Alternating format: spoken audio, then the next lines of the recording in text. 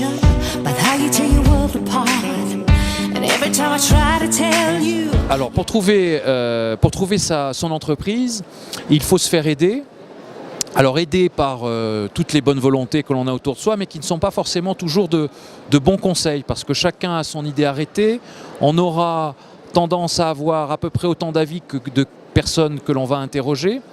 Donc il faut davantage se fier au centre de formation auquel on a envie de faire confiance et qui lui a une certaine légitimité dans cette démarche, puisqu'il voit défiler tout au long de l'année des quantités importantes de CV et ils auront plutôt tendance, ces centres de formation, à savoir le CV qui marche de celui qui marche moins bien. Il y a des formes de mode sur le CV, il y a des tendances. Et puis par ailleurs, en fonction du métier sur lequel on se positionne, moi j'ai en tête par exemple à l'IDRAC où on a du BTS communication.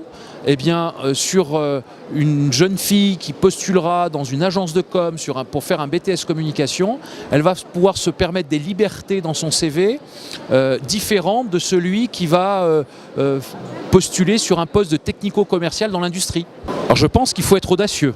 Je pense qu'il faut être audacieux parce que qu'est-ce qui va différencier une jeune fille ou un jeune homme qui sortent de terminale S ou ES? Ils n'ont ni l'un ni l'autre pas fait grand-chose en termes d'expérience professionnelle, donc seule leur personnalité, seule leur audace va permettre de les distinguer l'un de l'autre. Donc je suis assez favorable à l'audace, attention à ne pas tomber non plus dans le mauvais goût. Aujourd'hui se développe et chacun pourra aller consulter sur internet les CV vidéo par exemple. Il y en a qui font preuve d'une ingéniosité remarquable et qui donnent des résultats très probants. Donc le but du jeu, c'est de se faire remarquer. Donc pour se faire remarquer, tout peut être permis. Pour bien réussir sa recherche d'entreprise, il faut un outil de communication performant. En termes de recherche d'entreprise, ça s'appelle un CV, puisqu'on va avoir du mal à faire valoir une expérience, mais bien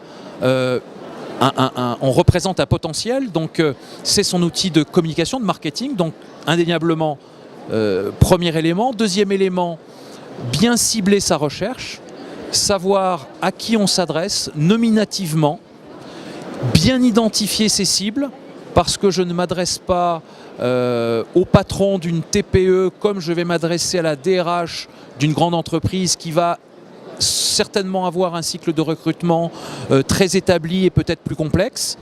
Et puis la dernière chose, c'est de l'abnégation, du courage, parce qu'on va se voir majoritairement proposer des refus, et donc il ne faut pas baisser les bras et se dire que tout est possible.